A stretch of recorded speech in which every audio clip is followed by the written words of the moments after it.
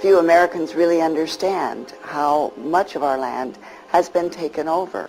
They are looking after somebody else's welfare, not the welfare and the rights of the American people. I think that there's a real question here about the sovereignty of the United States.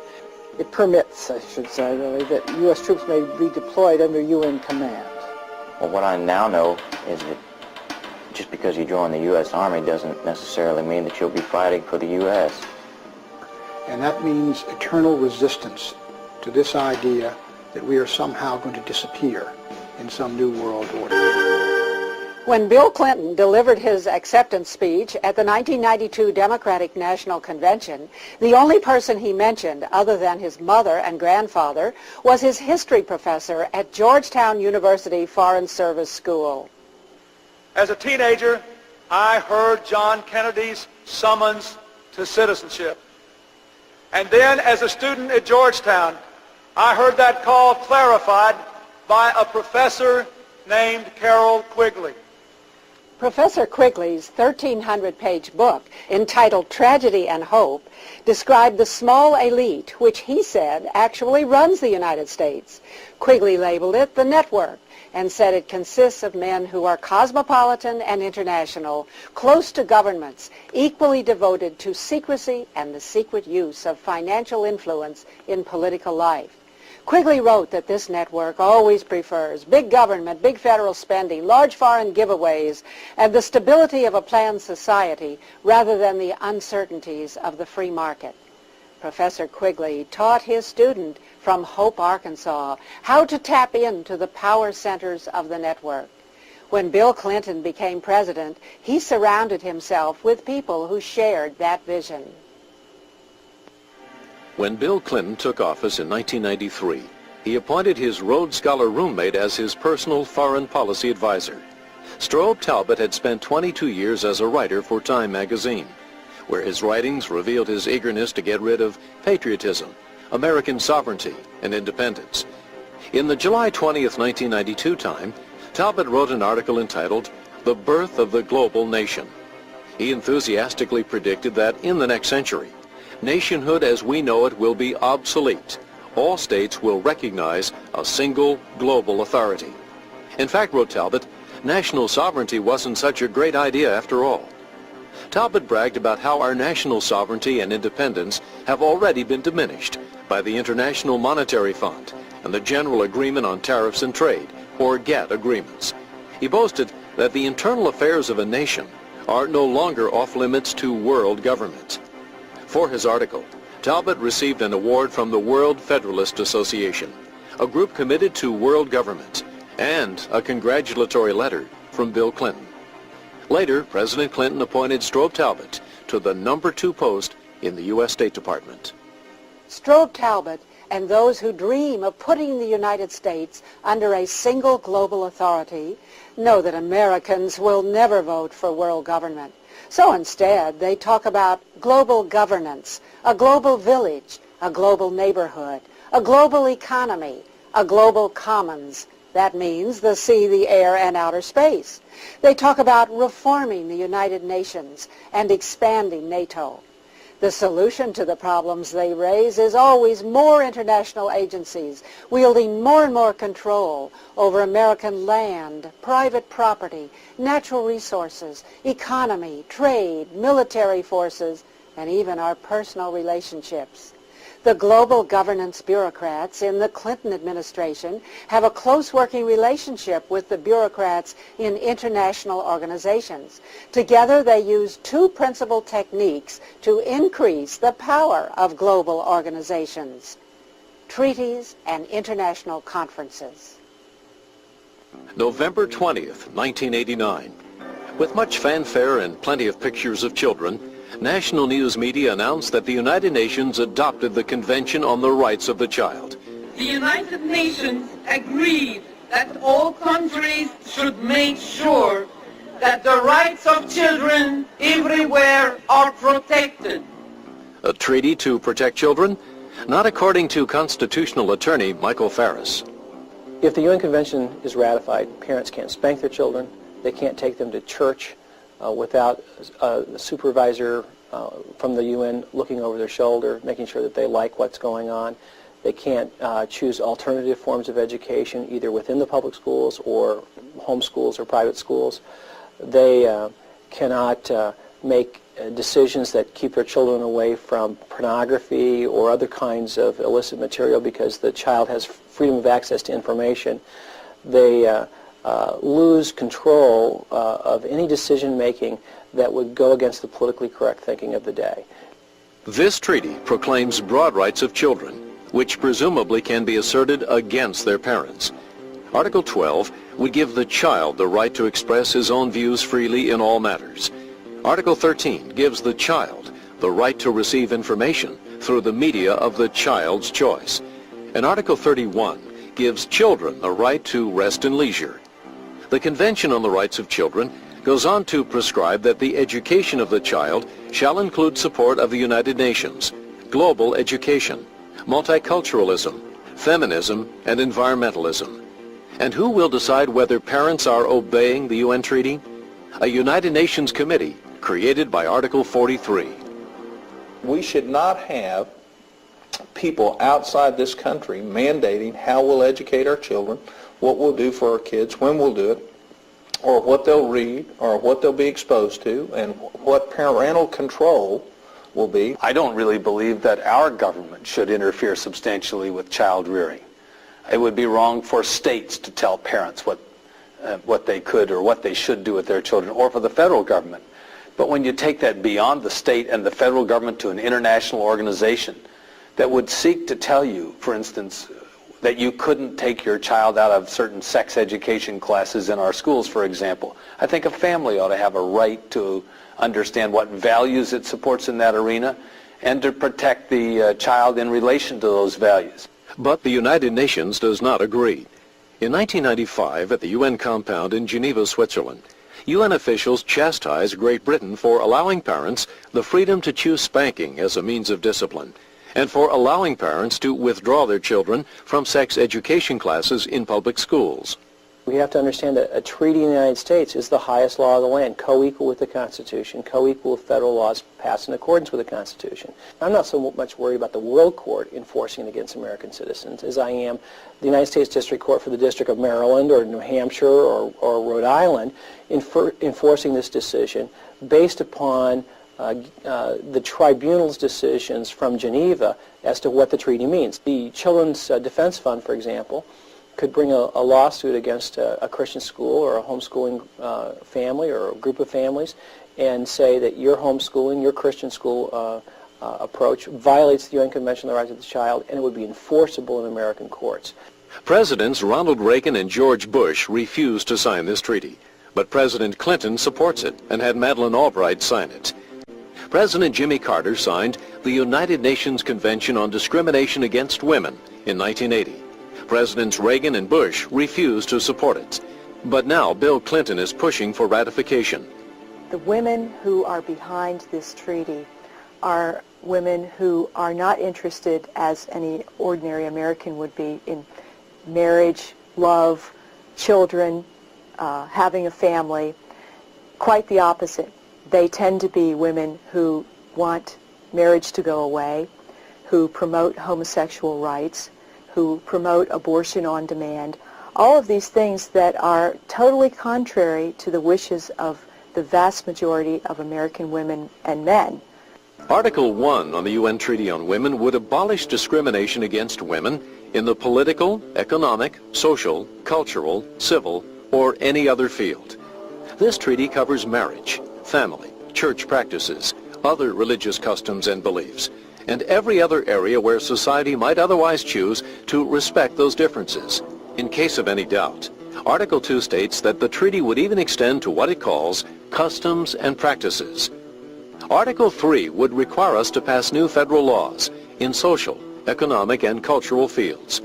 Article 16 levels a broadside attack on states' rights and would obligate the federal government to take over all family law, including marriage, divorce, child custody, and property. And who would decide if you and your family are abiding by this UN treaty? A United Nations committee set up by Article 17. This treaty like other feminist exercises, is full of deception, and it's a good illustration of how people who have a political agenda to gain power for themselves use words to persuade others to join them through deception. For example, Article 5 would require us to modify the social and cultural patterns of conduct of men and women, and to assure that we are following UN dictates about family education. And Article 10 would even require the revision of all textbooks and teaching methods to adhere to UN definitions about family and feminism. The people representing the family legitimately and so forth, they were not permitted even to participate. And all of these wild-eyed people who want the government to control families and everybody else, they were in charge.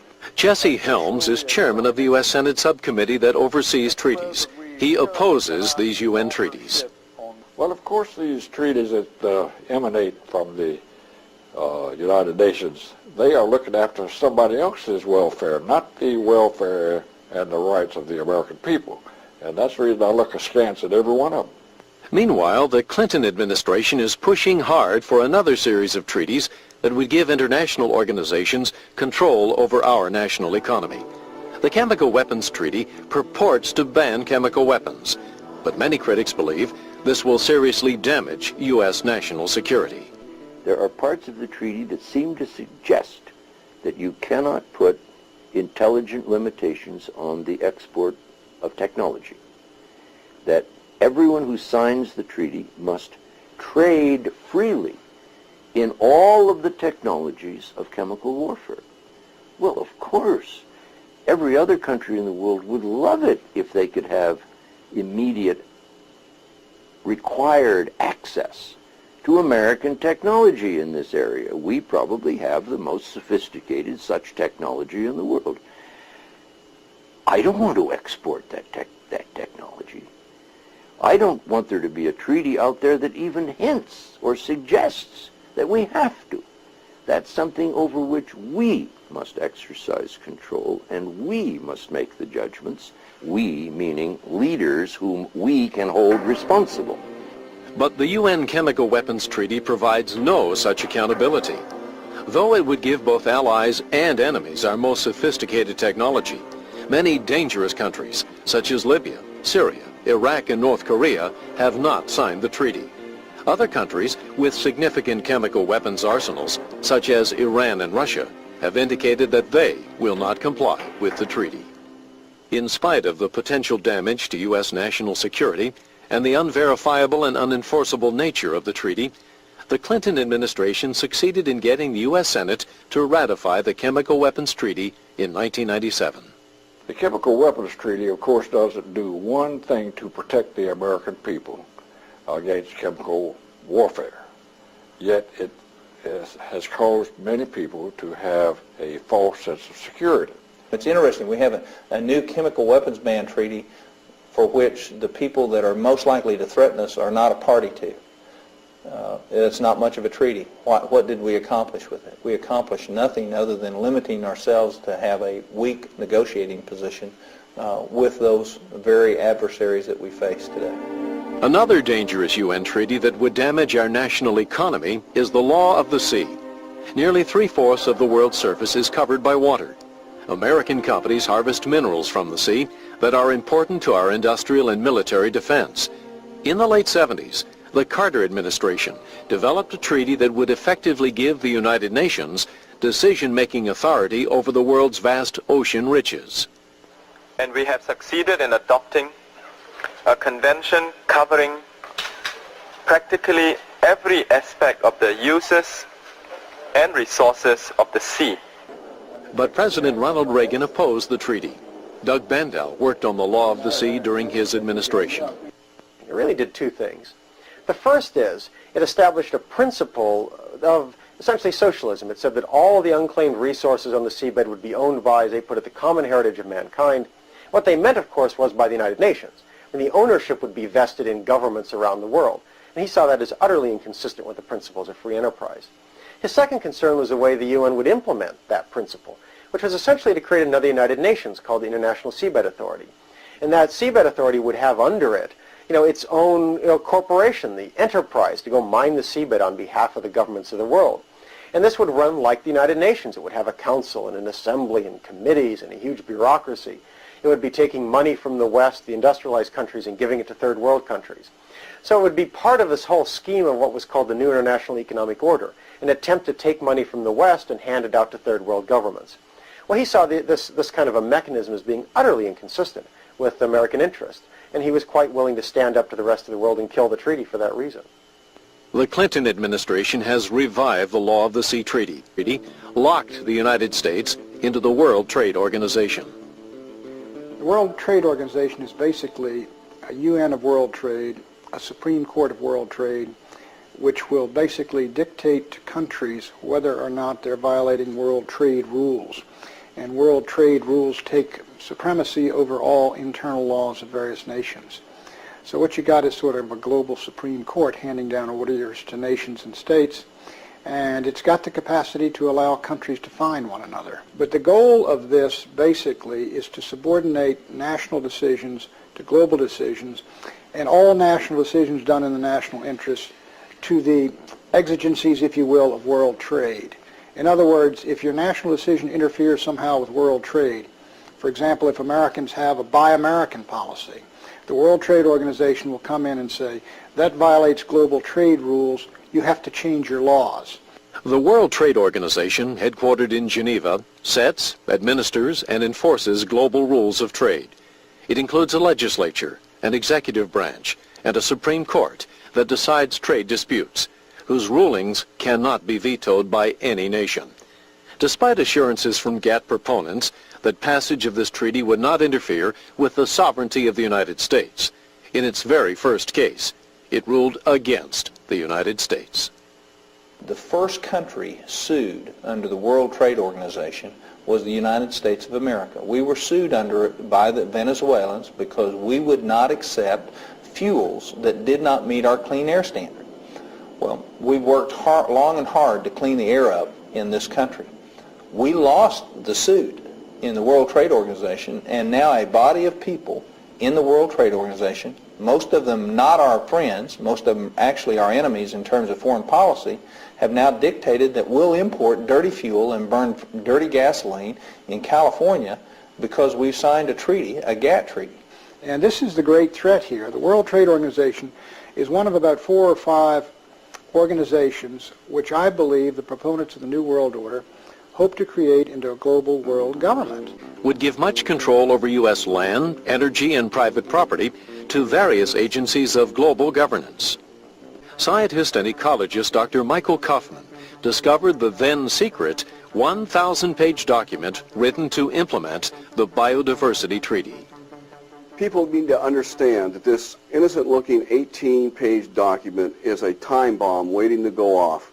The document calls for literally reducing the human population by as much as 2/3 to 3/4 in the next 30 to 50 years. It could set aside up to 1/2 of the American landscape into wilderness areas interconnected by wilderness corridors, all surrounded by human buffer zones in which human activities are highly regulated. Dr. Kaufman's maps are based on United Nations documents. Red areas represent core reserves, land where little or no human activity would be allowed. Yellow areas represent human buffer zones, or areas where human activity would be highly regulated. Normal activity would be allowed only in the blue zones. And how does the UN plan to enforce this control? By establishing a regulatory system that would literally control every process that we would have, whether or not we can develop an area, build a building, farm a tract of land, conduct forestry practices, grow beef on the rangelands, whatever. That is very, very clear in these United Nations documents that they want to set up a regulatory structure that would affect every man, woman, and child on planet Earth, and all of the control would be headquartered in the United Nations. And if we take the more recent United Nations documents, it's going to be called the Trusteeship Council in the restructure of the United Nations that's occurring right now. In addition, UN biodiversity plans call for limits on human consumption, land use, transportation, energy, and population. In order to protect biodiversity, we would be required to get rid of fertilizers and cut food production in half, to drastically restrict our use of automobiles, fuel, refrigeration, air conditioning, and meat.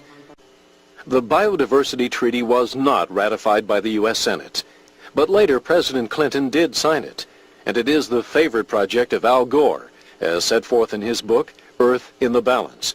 Many of the treaty's policies are now being implemented through the State Department's Man and the Biosphere program and President Clinton's Council on Sustainable Development. And the Man and the Biosphere program, as revealed in the U.S. State Department documents as well as UNESCO documents, clearly show that the Man and the Biosphere program actually is the first step in implementing the Convention on Biological Diversity. And there are 47 of these Man and the Biosphere programs around this nation that occupy about 51 million acres of U.S. soil. So it is very actively and aggressively being pursued by this current administration to implement the provisions of the Convention on Biological Diversity, even though it has not even been ratified. Another treaty designed to grant control of American property to the United Nations was ratified by the U.S. Senate back in 1972. The World Heritage Convention conferred on the UN organization called UNESCO special powers to designate selected American treasures as World Heritage Sites and to develop regulations and policies concerning their use. Independence Hall and the Statue of Liberty have already been designated World Heritage Sites under UNESCO. World Heritage Sites are many of our national parks. In fact, 68% of our national parks land base is now under UNESCO's World Heritage Site. And that includes the symbol of independence in America, the Independence Hall, the Statue of Liberty, Yellowstone National Park, Monticello, Carlsbad Caverns. My goodness, I could go on and on and on. There are 20 of these sites. And the American people didn't even realize this was happening. It was done in secret. Yellowstone National Park is a World Heritage Site. In 1995, a mining company tried to buy land outside the park to develop a gold mining operation. However, President Clinton invoked the UN's World Heritage Site Treaty, deferring ultimate authority not to the Environmental Protection Agency, a U.S. agency, but to UNESCO, to which the United States doesn't even belong. UN officials declared the mine in violation of the UN treaty.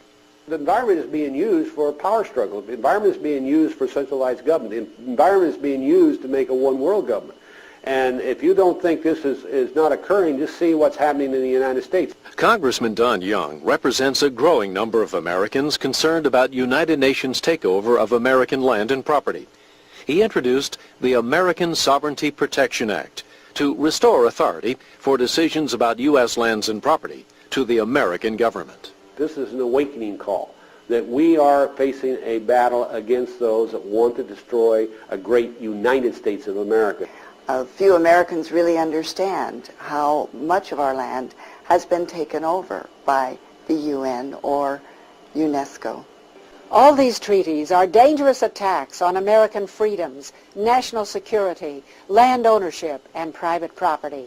Every one of these treaties involves setting up a new global bureaucracy that would have some kind of obnoxious control over American citizens, or our families, or our schools, or our businesses, or our use of natural resources and energy, or our land. And together they add up to what is meant by global governance. Treaties are one road to global governance. United Nations conferences are another. These global conferences pretend to be democratic conventions of representatives of more than 100 nations who come together to vote for plans they all agree on. Nothing could be further from the truth. The policies are all written ahead of time, and the so-called delegates are manipulated to produce what is called consensus. The consensus is never submitted to Congress, but the Clinton administration goes right ahead and carries out these policies anyway. The people from other countries who go to these international conferences seem to be envious of America's high standard of living and private property. In 1996, at the UN Habitat Conference in Istanbul, Turkey, the consensus decided that the United States should provide housing for people all over the world. And at the UN World Hunger Conference in Rome, the consensus decided that America should take on the task of feeding the whole world. Now, President Clinton is planning on going to a world conference in Kyoto, Japan. It is widely predicted that the consensus in Kyoto will bind us to reduce U.S. energy consumption by 1/4, and that would have a devastating effect on America's standard of living and on the ability of U.S. wage earners to support their families. Senator Chuck Hagel co-sponsored a Senate resolution denouncing Clinton administration plans to sign the controversial global warming treaty. His resolution gained near unanimous support. There are essentially 5 major problems with the global warming treaty as it is now being conceived and probably presented. One, there's no clear, concise science that shows that the globe is warming up. At best, the science is contradictory, it's inconclusive, it's unclear. Second, the economic consequences. The economic consequences, we know for sure, would be disastrous, would be devastating to this country, driving industries out of this country. We would lose millions of jobs. Energy costs would go up. Productivity would go down. Standard of living would go down. Third, if in fact you want to curb greenhouse gas emissions, you certainly don't do that by binding the developed nations and let all the other countries, 130 of the so-called non-developed countries, including China, India, Mexico, South Korea, and others, off, because they will be, within 10 to 15 years, the largest emitters of greenhouse gas emissions. Fourth, national sovereignty.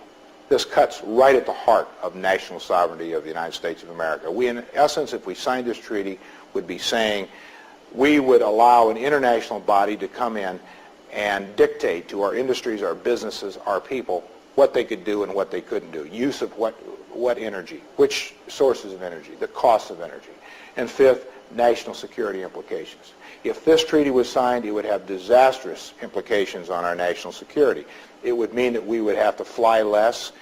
We would shut down many of our training programs for tanks, armored vehicles, for ships. To me, that the United Nations is not a place for open debate. It is not a place for people to share different ideas and for freedom to reign. It is a place instead where the United Nations has an agenda, and they have set the agenda beforehand, and people come to the table in order to find out what their working orders, what their marching orders are, and then they are to go back home and implement what the UN's agenda is. Who directed the consensus on women's and family issues? I mean, I shot this picture of Bella Abzug as she came to the opening ceremony in Beijing. My own description of her is that she was the Empress of Beijing. In the New York preparatory conferences prior to the conference in China, she was very visible on the floor of the General Assembly when they had the prep meetings, orchestrating action on the the various sections of the draft agenda that was going to be considered in Beijing. I mean, she had privileged access. Regular run-of-the-mill private citizen Americans could never have gotten access that Bella Abzug had. And she was like a symphony conductor, just orchestrating the whole thing. All the UN bureaucrats not only know Bella Abzug, but they defer to her, they speak of her with respect, they recognize her when she's in the audience, and they invite her to be involved in their meetings and conferences. Bella Abzug is one of the driving intellectual forces in shaping the UN agenda.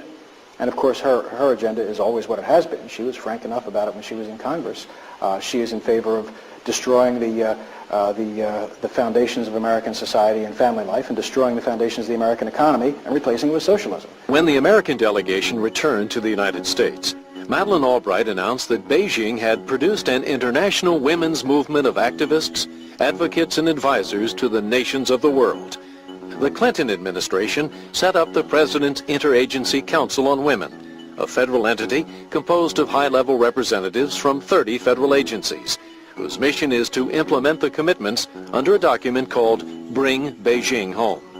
Bella Abzug boasts that work is underway to promote her platform in high schools, colleges, and universities.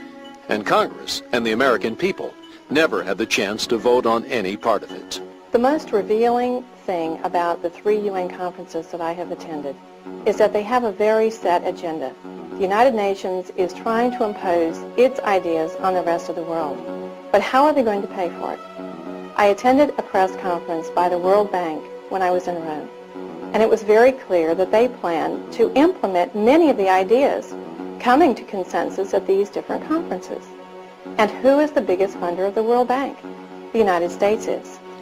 The global conference that had the least media coverage in the United States was the UN World Summit for Social Development held in Copenhagen, Denmark in 1995. That's where UN officials worked for consensus on a really extraordinary plan to finance their goals for global governance. At Copenhagen, James Gustav Speth, a Clinton-appointed UN official, called for a global tax on foreign exchange transactions. This plan would give the UN a steady flow of trillions of US dollars without any action by Congress. Michael Schwartz attended the Copenhagen conference. What he proposed is a tax on international currency transfers and a tax on international travel, which would be collected by the central banks that did the international currency transfers. So nobody would notice that they were being taxed. But in fact, given especially the high level of international trade that exists today and the high level of international travel, it was estimated at Copenhagen that this would bring in $1.5 trillion a year to the United Nations. The move to give the United Nations power to impose taxes has the support of several wealthy liberal foundations, such as the MacArthur and Carnegie Foundations. The World Federalist Association, headed by former presidential candidate John B. Anderson, has called for UN taxes on international travel and postal service. Of course, U.S. taxpayers are already paying more than a fourth of the UN budget. You get an organization which literally spends hundreds of millions of dollars on conferences every year, on travel, on publications. I mean, this is an organization that puts out like 160 million publications a year and 2 billion pages. Well, what we have is utter irresponsibility there. And as long as you have a system where a voting majority, I mean, 1% of the money comes from the voting majority, you're not going to have a responsible system. We're now paying 25% of routine UN activities, 31.2% or something like that of UN peacekeeping activities. I think that most of our constituents believe that we are assessed far more than our fair share of UN routine activities and UN peacekeeping. Right now, the UN exists only because sovereign governments who are accountable to their people in some way contribute money and are willing to go along with what the UN does. And possibly some countries could say, no, we're not going to do that, and they'd get away with it today. But if the UN were able to raise its own money, raise its own revenues, nobody could stand up against their will. They'd have the power to enforce their will even against a sovereign nation, even against the United States. The Clinton administration is moving rapidly to transform all these treaties and conferences into U.S. policies, even when we haven't ratified the treaties and haven't agreed to the so-called consensus produced by the UN conferences. The Clinton administration is moving very fast to transfer control over American lands, rivers, resources, private property, and precious heritage sites to the United Nations. And on top of all that, the Clinton administration is determined to put American servicemen and women under foreign command, where instead of defending American national interests, they will be used to fight never-ending UN and NATO wars. San Francisco, 1945. International leaders gather from all over the world to meet for the first United Nations conference. The organizing Secretary General for the San Francisco Conference was Alger Hiss, who was later exposed as a Soviet spy. High hopes for the United Nations in the 1940s gave way to disillusionment in the 1950s, when the UN police action in Korea taught us the tragic meaning of the phrase, no-win war. By the 1970s, the UN had become a forum for a steady stream of speeches attacking the United States. When Ronald Reagan was elected in 1980, the anti-American agenda of the UN was finally challenged, and the United Nations lost most of its influence. Reagan saw the UN really as acting very much against American interests. That it was being used by the Soviet Union, it was being used by a very radical third world majority that called itself the Group of 77, So he felt that the UN had to be dealt with very strongly. That's why he appointed Jeane Kirkpatrick, for example, somebody who, in his view, would go to the United Nations and take down that kick me sign off the United States. That would say, we're going to stand up for American interests, and that means opposing the UN when we need to. It means vetoing things when we need to. It means walking out of conferences when we need to. It means defunding organizations when we need to, UNESCO, for example. So he took a very tough stand. I mean, he was willing to have the United States participate, but his view was, we've got to transform the way we're there. But then President George Bush revived it in order to make it a sponsor of his Persian Gulf War. Bush introduced a new phrase to the American public. Out of these troubled times, our fifth objective, a new world order, can emerge. Now we can see a new world coming into view. A world in which there is the very real prospect of a new world order. President Bill Clinton was glad to define this new world order by demanding ratification of all the UN treaties that Presidents Reagan and Bush had rejected. The Clinton administration is pushing hard for the biodiversity and climate change treaties, for the Law of the Sea Treaty, and for the UN Treaty on Women, and for the UN Treaty on the Rights of the Child. And the global governance advocates of the Clinton administration are also demanding a new and controversial role for America's armed services. Somehow I don't feel that President Clinton distinguishes in quite the same way that President Reagan did between the United States and the United Nations. I think President Reagan had a very strong sense of American identity and of American citizenship. And I think he was very deeply attached to the American tradition and, to American men and women, but to American freedom. And In May of 1994, Bill Clinton signed Presidential Decision Directive 25. This changed the mission and purpose of America's armed forces. PDD 25 authorizes the President to deploy U.S. forces into conflict without the consent of the Congress. That bothers me a lot because our Constitution requires that a declaration of war requires the consent of the Congress. Two, I'm bothered by the fact that it permits, I should say, really, that U.S. troops may be deployed under UN command.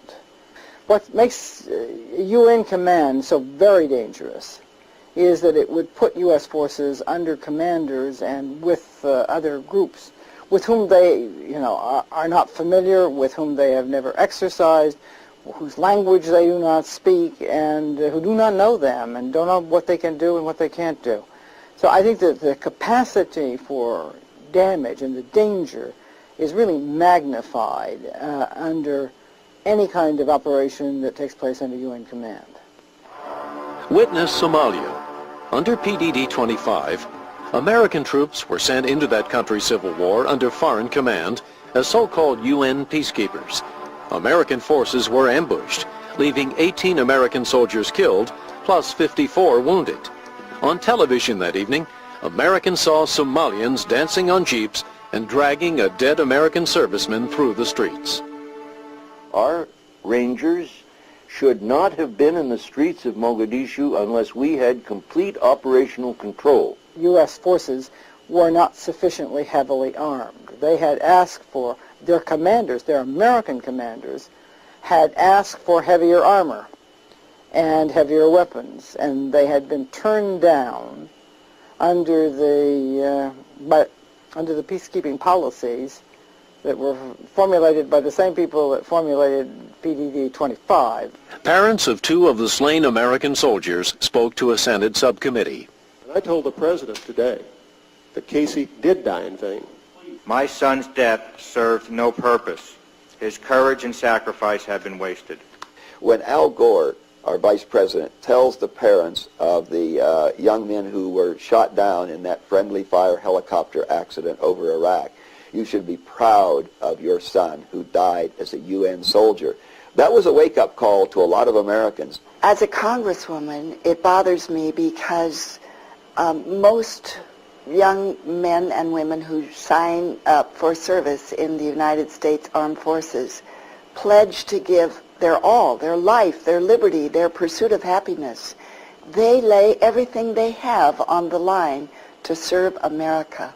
But most young men and women wouldn't lay everything they have on the line to serve another nation. Army Specialist Michael New is a decorated American soldier with an exemplary record of service. On October 2, 1995, Michael New's Army commanders informed him that he would soon be ordered to Macedonia as part of a UN peacekeeping operation. But unlike previous U.S. involvement in UN exercises, this mission would be different.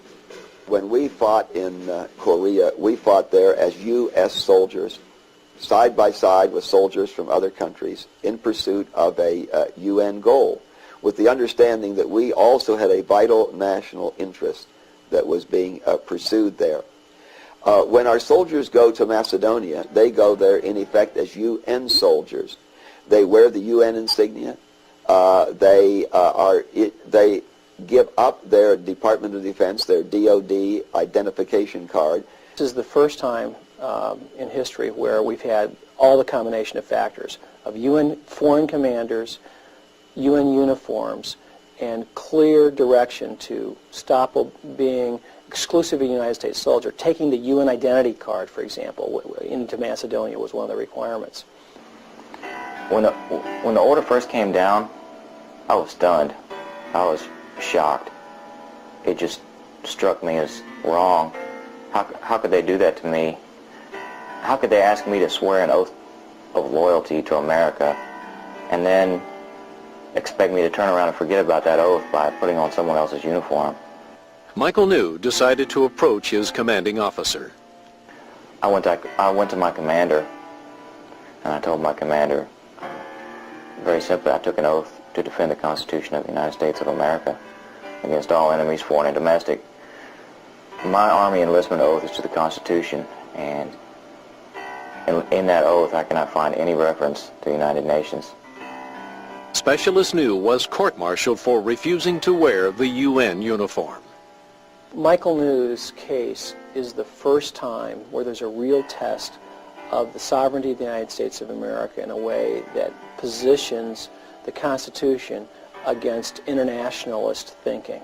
And the question is, does the United States government have to obey the laws of the United States in the area of deploying our troops? And I think it's a very important question that we answer. Well, what I now know is that just because you join the U.S. Army doesn't necessarily mean that you'll be fighting for the U.S. What troubles me about this is that there is a general tendency, I think, on the part of our leadership, and it isn't, again, just this administration, although it's reached kind of a crescendo in this administration, that we need to submerge the goals and the sovereignty of the United States to the goals and the sovereignty of the United Nations. I think that there's a real question here about the sovereignty of the United States. The Michael New case exposed the plan to transform American troops into a United Nations army. And the American people are simply not going to put up with that. So now the advocates of global governance have come up with a new plan. A treaty to expand NATO will soon be submitted to the U.S. Senate. If it is ratified, it means that American sons and daughters will be obliged to defend the current borders of Poland, Hungary, Czechoslovakia, Romania, Slovenia, and all the other countries that join NATO in the future. Those countries have been fighting over their borders for thousands of years, and we would be obligated to send U.S. troops to fight one Bosnia after another. NATO expansion might not be the worst U.S. foreign policy initiative of the 20th century, but it definitely ranks in the top 3 or 4. Ted Galen Carpenter is a vice president for foreign policy at Washington's Cato Institute and has written extensively about NATO policy. It would antagonize Russia, possibly leading to a Russian-Chinese alliance. It would undermine pro-Western Russian Democrats.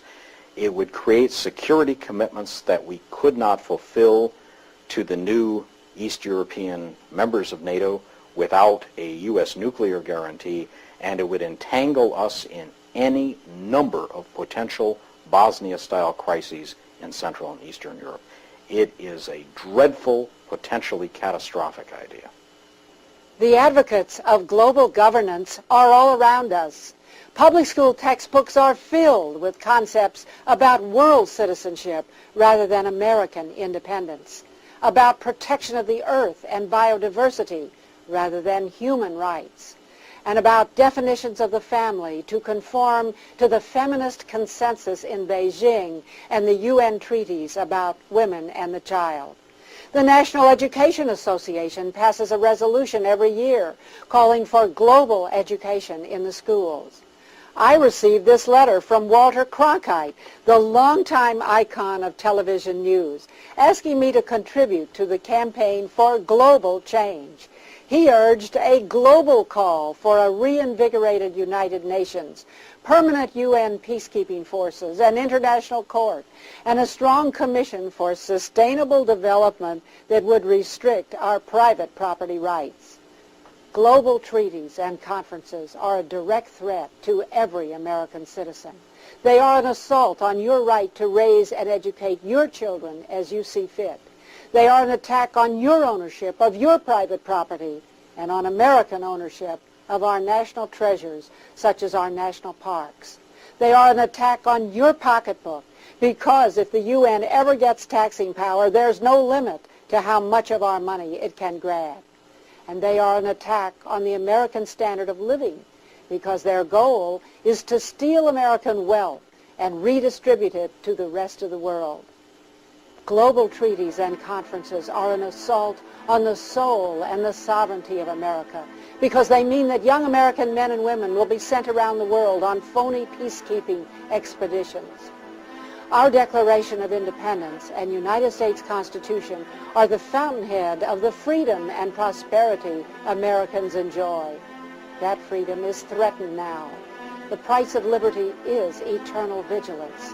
It's time for Americans to be vigilant so that treaties and conferences do not steal our precious and unique heritage. That's why we produce this program, so that you and other Americans will know the truth, and together we will resist global governance. Watch for treaty votes in the U.S. Senate. Make your voice heard when it counts, and show this program to your friends. Truth is the best weapon against global governance.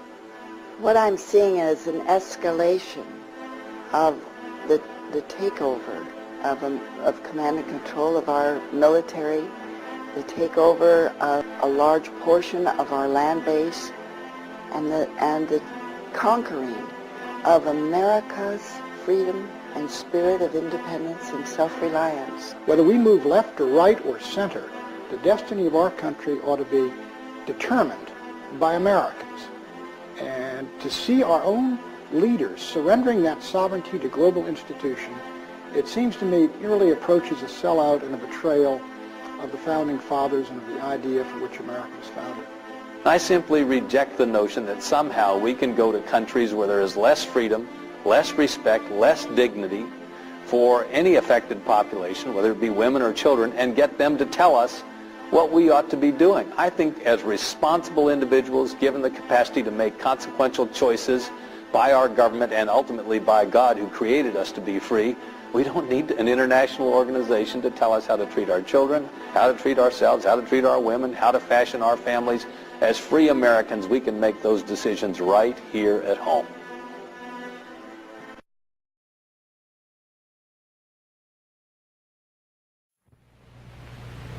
Hello. In the traditional motion picture story, the villains are usually defeated. The ending is a happy one. I can make no such promise for the picture you're about to watch. The story isn't over. You and the audience are part of the conflict. More human beings were slaughtered in the 20th century than in all previous centuries combined.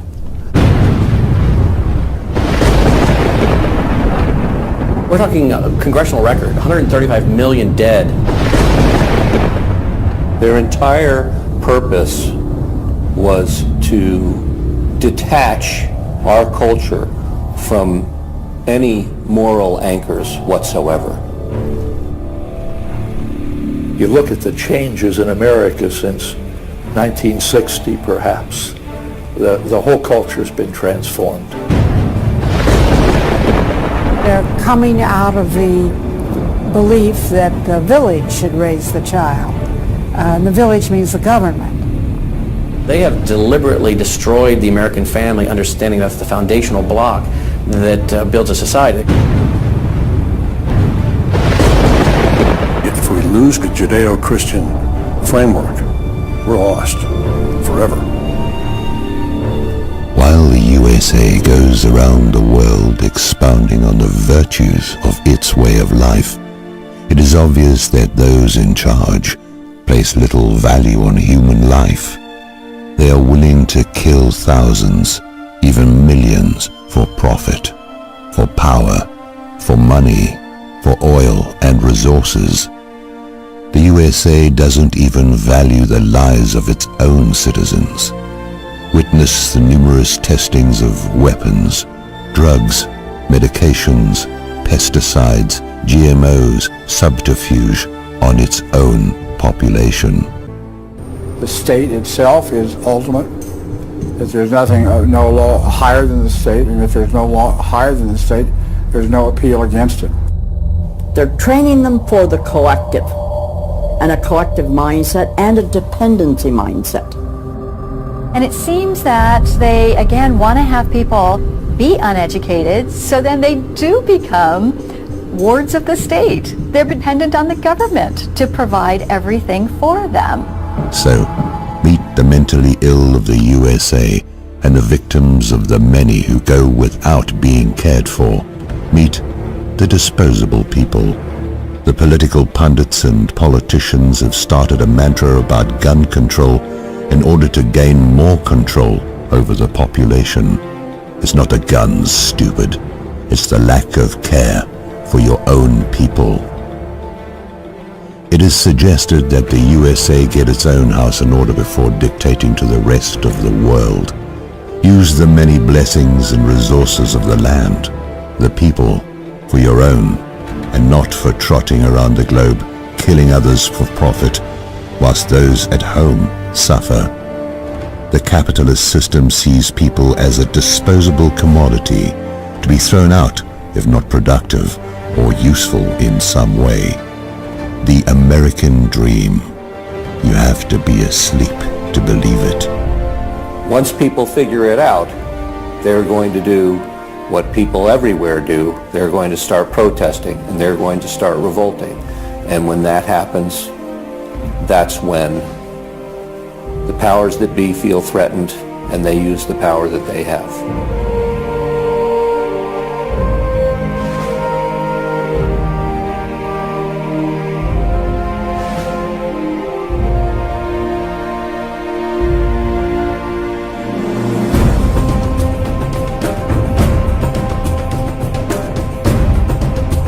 Meet the USA's disposable people. Oil soaked and fracked, food poisoned, inoculated by tainted vaccines, Fukushima radiation, trapped by mainstream media propaganda, spied upon by government, impoverished, murdered. A homeless empire created by and destroyed by the U.S. military-industrialist complex.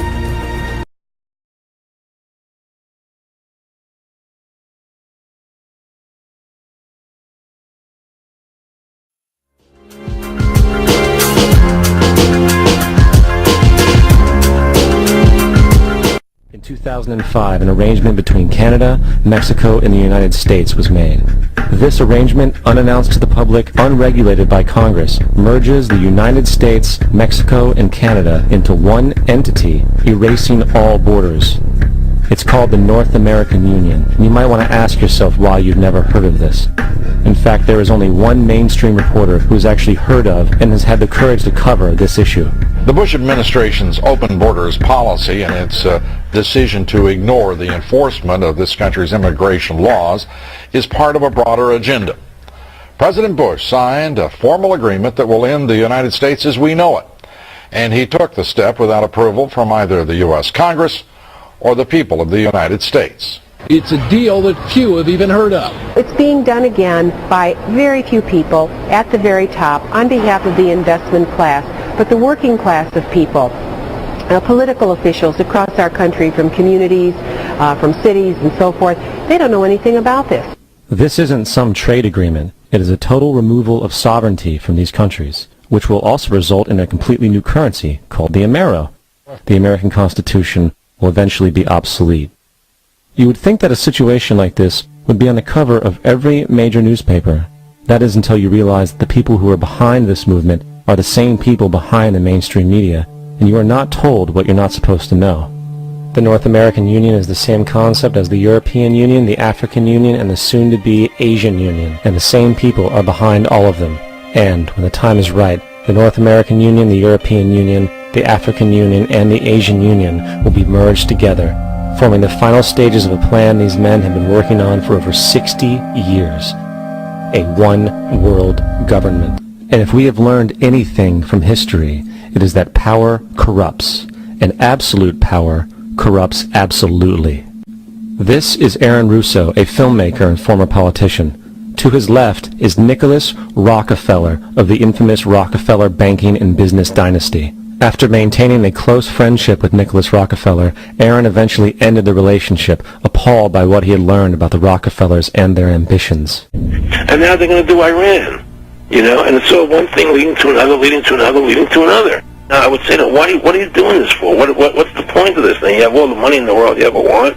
You have all the power. I said, you know, you're hurting people. It's not a good thing. And he would say, what do you care about the people for? Take care of yourself and you take care of your family. And then I said to him, what are the ultimate goals here? He said, the ultimate goal is to get everybody in this world chipped with the RFID chip and have all money be on those chips and everything on those chips. And if anybody wants to protest what we do or violate what we want, we just turn off that chip. Card is equipped with a Verichip RFID tracking module, which will use radio frequencies to track your every move on the planet. If this sounds foreign to you, please note that the RFID tracking chip is already in all new American passports. And the final step is the implanted chip, which many people have already been manipulated into accepting under different pretenses. We have a Florida family who are really pioneers in a brave new world. They have volunteered to be the first ever to have microchip identification devices implanted into their bodies. After 9/11, I was really concerned with the security of my family. In the end, everybody will be locked into a monitored control grid where every single action you perform is documented. And if you get out of line, they can just turn off your chip, for at that point in time, every single aspect of society will revolve around interactions with the chips. This is the picture that is painted for the future if you open your eyes to see it. A centralized one-world economy where everyone's moves and everyone's transactions are tracked and monitored, all rights removed. The most incredible aspect of all. These totalitarian elements will not be forced upon the people. The people will demand them. For the social manipulation of society through the generation of fear and division has completely detached humans from their sense of power and reality. A process which has been going on for centuries, if not millennia. Religion, patriotism, race, wealth, class, and every other form of arbitrary, separatist identification and thus conceit has served to create a controlled population, utterly malleable in the hands of the few. Divide and conquer is the motto, and as long as people continue to see themselves as separate from everything else, they lend themselves to being completely enslaved. The men behind the curtain know this. Decisions in the 21st century. Can a microscopic tag be implanted in a person's body to track his every movement? There's actual discussion about that. You will rule on that, mark my words, before your tenure is over. A new world order. A new world order. A new